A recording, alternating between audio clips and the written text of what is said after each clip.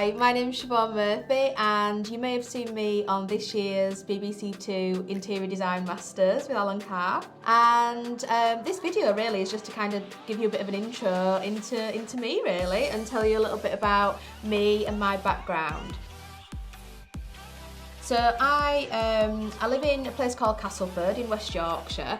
I live in an Art Deco house. I've lived here for about a year and a half now with my husband and my cat Benji. So basically, yeah, I applied to be on the show. I absolutely loved the first season of the show, and I kind of watched like every episode like about 3 or 4 times.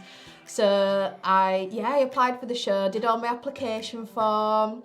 We had to do some like mood boards and things like that. We had like Zoom calls with the producers. And I don't know how many people applied, it must have been hundreds of people, but you know, obviously they whittle you down as you're going along. And I got down to the final 10, so I can remember the day that I got the call, and yeah, like literally just got like goose pimples like all over my body, and I was just like so excited. I actually don't think I'd ever been as excited about anything really, and I just thought, gosh, what a great opportunity to actually, you know, be on TV, but also to, you know, do all these great, amazing projects. So yeah, so I live in West Yorkshire, and basically my background is fashion. I went to college at Leeds College of Art, which I absolutely loved. I loved the whole concept of, you know, just taking something, whether it's a piece of fabric, and, you know, turning it into something really, really beautiful. I guess for me, being like a plus size girl, I kind of like had a bit of a falling out of love with fashion, because, you know, I'd go to the shops and there wouldn't necessarily be loads of stuff that I could buy in my size. So whereas with interiors, like literally like a cushion or, you know, some curtains, it doesn't really matter like what size you are. But yeah, I kind of just got into interior design. I actually went on a workshop with Abigail Ahern actually, and she kind of just said in that workshop, you know, just kind of like throw the rule book out of the window with interiors, do what feels right for you. And I kind of went home, and I guess much to my husband's dismay, basically went to the dark side and just painted everything black. So literally the living room was black. I did a really, really dark grey in the kitchen all the way up.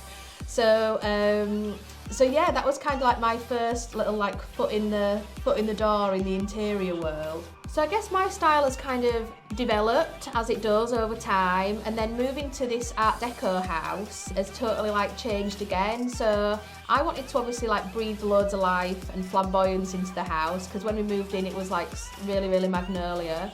There was a lot of white walls, and I kind of don't really do a lot of white walls. It had the bones to be like such a great house, and I just wanted to kind of breathe some life into it really. So I've been busy, you know, doing a few rooms over the last year, and you know, that's been really exciting. But you know, how my style has kind of evolved, going from like quite a dark aesthetic in my old house.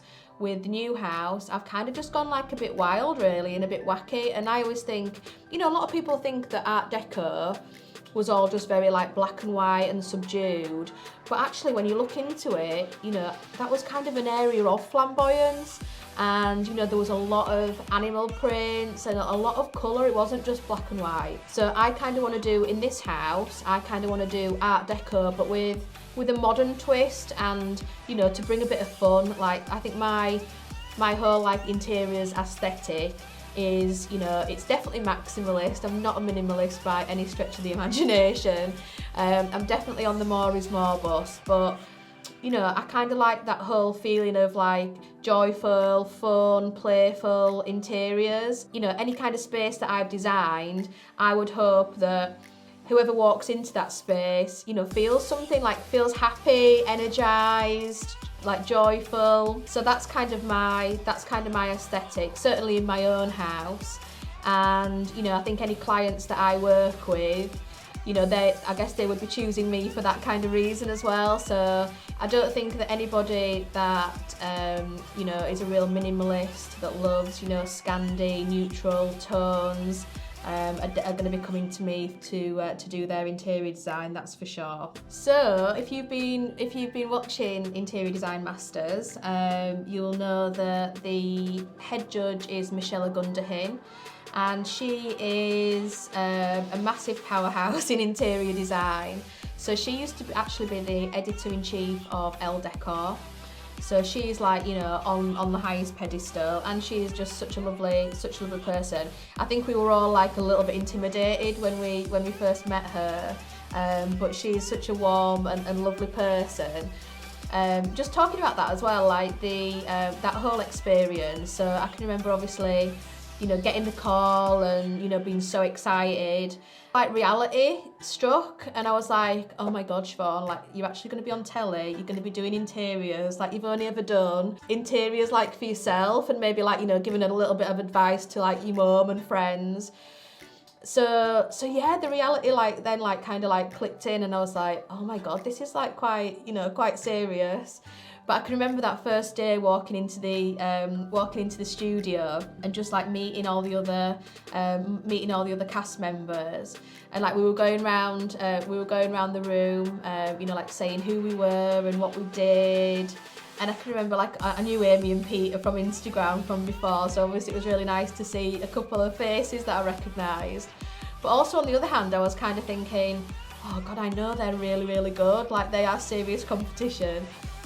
But also, you know, like going around the room, like I just like had this like moment of pure like imposter syndrome. It was kind of like, oh my God, like, you know, everybody else is like either in that industry or like they're an architect, they're an interior designer, you know, they do loads of like styling or, you know, design fabric or upholstery. Like I kind of just had this like, oh, like this sense of not impending doom, but a bit of a sense of, oh my God, like, am I really like doing this? Like, this is crazy.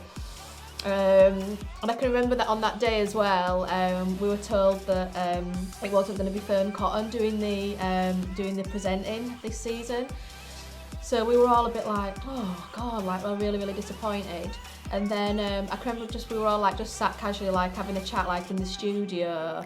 And then Alan walked in, and literally the reaction, we just all like burst out laughing. And I don't know if that's like the reaction that he gets, you know, like when he walks in anywhere, but literally, and it was just so happy. And you know, obviously like, you know, cracking a few jokes and everything. And you know, that whole like working with Alan just kind of really like broke the ice, and it had kind of just, you know, kind of eased that tension a little bit. So yeah, it was really, really fun working with him. So how it worked in terms of the logistics and everything, we would get a brief, and that brief, so say like in the first episode, our brief was show homes. Then it'd say, right, this is where it is. This is the kind of look that these clients are after, and you would get a budget.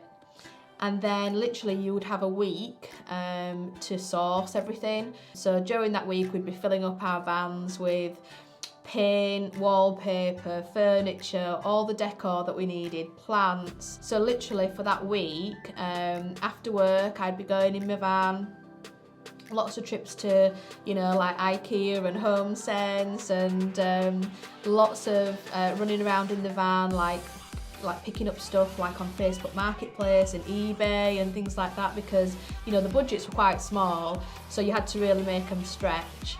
And yeah, so we'd like literally like just like fill up our vans and head to the location. So yeah, the sourcing was an experience. I'd kind of never done anything like that before, like for a whole room, because I guess when you're doing stuff for yourself, things just naturally evolve, or you kind of move stuff from room to room and things like that.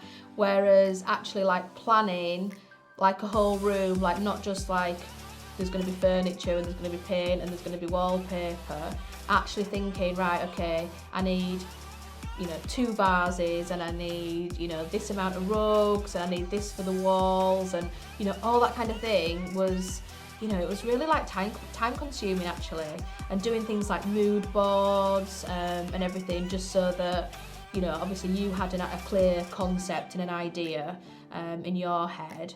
And I guess the other part of the show was actually like working with your tradespeople.